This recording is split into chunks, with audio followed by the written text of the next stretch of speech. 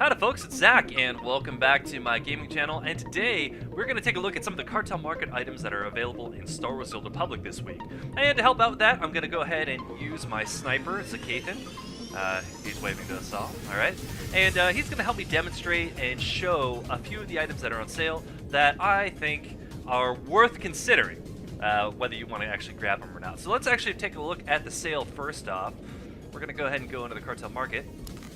And the three big items that they have here on the banner for this are the Darth Malgus' armor set, the Imperators? I'm not sure I'm pronouncing that right. Command Overchair, and an overcharged weapon tuning. Now, these are three things of varying value. It depends a lot on you. There's some other things down here as well. The Rev and Hollow statue, which was extremely popular back in the day. It was really, really hard to get. White dye module, also not so easy to find all the time. This one's on sale for 20% off. I prefer actually like gray black or black, but that's another story altogether. Anyway, what do I want to talk about out of this banner? Well, first off, I do want to talk about the Darth Malgus armor set, because I just wrote in an email to Eric Musco about some of the things that I thought would look good on a direct sale, and lo and behold, one of those things I mentioned was the Darth Malgus armor set, and now here it is on this banner. I am very pleased about it. I didn't even think twice about it, guys. I just threw the cartel coins in and just grabbed it. I had plenty to sit on, that I just had, and I was like, I'm swooping this up and grabbing it. Now, why would I want to grab it? I'll go into that in a sec. The Imperator's hover chair. Guys, I'm going to say this. If you have had a dying and burning need for a really expensive amount, then I say go ahead and grab it. But I don't really think this one is worth it. It's a chair that hovers. That's it. That's all it does. It doesn't have any special tricks. You can't hit Control Z and have it do something really cool. It just is a chair you sit on and it hovers from place to place. I don't really feel like that is an item to really spend money on, even at 20% off. I think that would need to be like 80% off before I'd even consider it.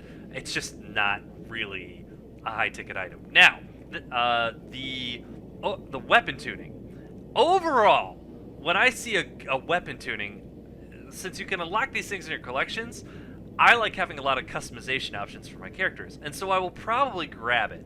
And I grabbed this one, and then I found out I was very much less than impressed with the overcharged weapon tuning. So let's take a look at these things. Now, why Darth Malgus' armor set? Well, for a very long time, let me just start with the simple thing. It's all about the boots, man. The Darth Malgus armor set, it's all about the boots. I'm going to go ahead and pop that baby on really fast, and I'll show you what I'm talking about. So this is the Darth Malgus armor set. Ba-ba! I don't have a lightsaber to swing out with this character because he's a sniper. Let's go ahead and Alt-Z really quick so you can kind of get a good look at this thing from the side. So the cool thing about this particular armor set is that you can get variations of it in the game. However, the Darth Malgus one is specifically tailored and customized differently than the more readily available versions. And I don't have all the pieces of this on this particular character, but what I can say is that the shoulders are different. This version has a hood to it. You can find this chest piece a lot on Sith armor sets, but many of them will not have the hood and the cape. Also, the gloves are very familiar, but if you'll notice, the armor plating at the elbow joint, I'm not sure if you can see where I'm clicking, the armor plating at the elbow joint is actually smaller, a little bit more restrictive and tailored and more conforming to the actual arm and to the actual elbow. The boots are really important. The boots, you can find these in the game. In fact, I'm going to flip my armor set over to a different version that I have so you can see it. But the thing about the Darth Malgus version is A, you can lock it and then you can put it on any character you want, and B, the armor at the knee joint, it doesn't come up quite as high as the versions that are already available in most of the armor sets in the game. Let me go ahead and show you what I'm talking about really quick. I think it was my number 4? Yeah. Alright, so this is just one of the armor sets that I use. And if you guys have seen my characters, I don't like pants as an option in my armor sets. I just don't. I like heavy armor, even on my snipers. My main look for my sniper is actually this one. You can already see the heavy armor boots, the heavy armor legs. I just dig it. That's just kind of my thing. The exception is probably this Ricotta armor set, which I just think is one of the best looking armor sets ever made in this game. still do, always will. But if I was gonna go skinny pants, it would be because of these boots. These boots give a good chunk of armor, and as a sniper, when I go down and kneel, there's armor protecting his knee as he's squatting down. I gotta dig that. That's just kind of an aesthetic appeal that I like towards that particular armor piece. Now, look at the difference between this and the Darth Malgus version. Okay, so I'm gonna go ahead and call up the window here, and so you can see these things clicking back and forth. So when I click back and forth, it becomes really obvious how the redesign looks a little bit. The armor for the Darth Malgus set, it comes around the calves a lot more. The armor plating on the instep is thicker, and then the armor plating around the knees is a little bit slimmer, a little bit lighter.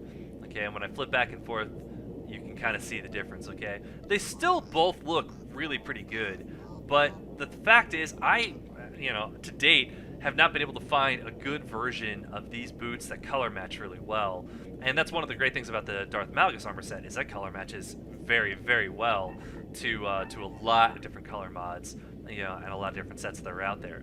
And so honestly, guys, I would pick up this armor set if only just for the boots. And earlier in a different video, I was talking a little bit about the armor sets that will be coming out in patch 5.6, I want to say. And one of the armor pieces I was gushing over was actually this helmet. And I couldn't remember what set it came from. It is actually the armor set number 4. It was the Deceiver Bolt Blaster Mark II helmet. And I really liked this helmet overall, and I knew I had it on one of my sets, and it took me a little time to find it.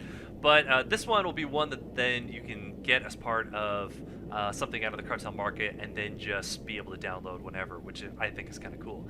I like that armor, that helmet a lot. I think it works for a lot of different classes, and one of the things I always enjoy about an agent is making them the faceless, nameless servants of the Empire, the guys who are running around, and that's one of the things I like about this helmet, is it kind of just eliminates features altogether in favor of almost like an Iron Man style, probably heads-up display inside that helmet, or like two-way glass like the Red Hood out of the comic books. So this is the Darth Malgus armor set. Whoops, there we go. It is one that I definitely recommend picking up. Now, as far as the weapon tuning, the overcharged weapon tuning, let me go ahead and pop that in this sniper rifle really fast, and I'll show you what this looks like. I was less than impressed, to be perfectly honest. What this one really does is it just kind of sparks. That's kind of it. I didn't really think that was all that great, with how that's, how that's designed, just to have something that kind of sparks a little bit at the edge. A little bit of glow, a little bit of spark. Not really my favorite tuning. When you compare that to something like, and I gotta grab this really fast, tunings collected, show me the riot, there we go.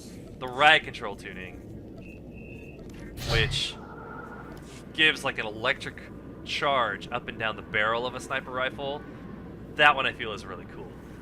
The overcharged weapon tuning will still make the tip of your weapon glow, which is kind of nice, and give a few sparks, but it basically looks almost exactly like the light attuned tuning then, which it's like, why don't you just use that? It's if you already have it, it's almost the exact same glow effect with just a few extra sparks. So, do I feel like the overcharged weapon tuning is worth it? Probably not. Do I feel the Darth Malgus armor set is worth it? Absolutely yes. If you have those cartel coins lying around from a monthly subscription fee, I would lay that down for this armor set in a heartbeat, and don't think twice about it. The Darth Malgus armor set, Satil Shan, Revan Reborn, Zoxin's armor set. There's just a bunch of like high sets that I always just have a lot of praise for, and because I will use pieces of that set for a lot of different things and a lot of different characters, and it's got a lot of versatility. And these are some of my favorite boots in the game. They have been for a while, so I was really excited to get them. As far as everything else that's on sale, guys, I think this pretty much covers all the basics. As far as everything else, the Outliner character token, if you've been looking to get one at a discounted price, I say go for it. That's not something I really reach for, but some people will buy them and then resell them for in-game currency. The Revan Hollow statue is kind of a maybe. That before the Revan Hollow statue actually sells gear. So the cool thing about the Revan Hollow statue is, unlike like a Dr. Agrop statue, which you click on it and it you use that for your skills, the Revan Hollow statue works just like a repair droid. Now, before you could get an upgraded repair droid that has a very, very low cooldown, the Revan Hollow statue was kind of awesome. You'd be in a raid, everybody would need repair. Somebody would pop down a Revan, or 10 people would pop down a Revan Hollow statue, and everybody would just repair up, and that was kind of cool. So, you know, it does have some value for on-the-spot repairs. Personally, if you're just playing the regular game and you're leveling up a character, if you get a stronghold at level 10 or 15, then when you're in the field, I just warp back to a stronghold repair and do that. But if you're in an instance where that option is not available, then you're down to your repair droids that you summon off your legacy menu, or a Revan Hollow statue. So, you know, your mileage may vary. Is that something you want?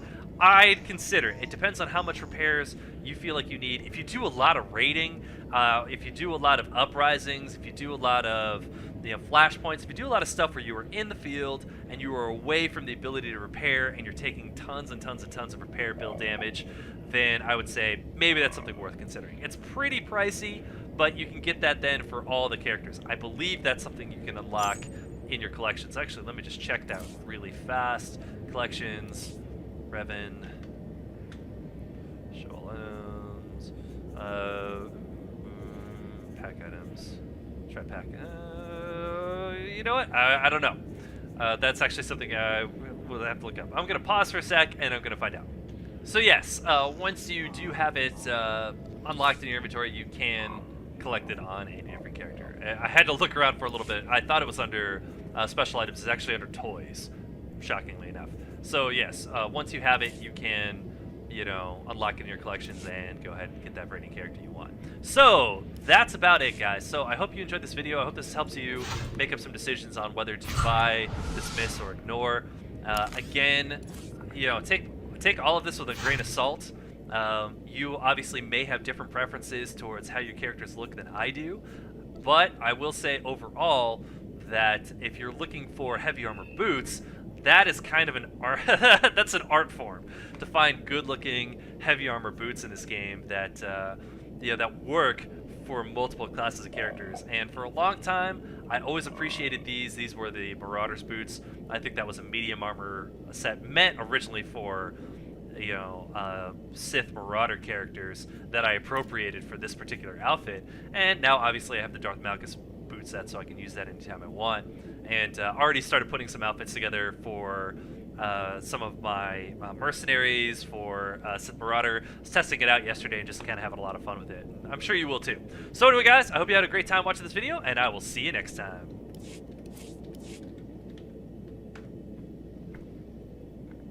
Guys, before I leave, I did miss one little element to the right, to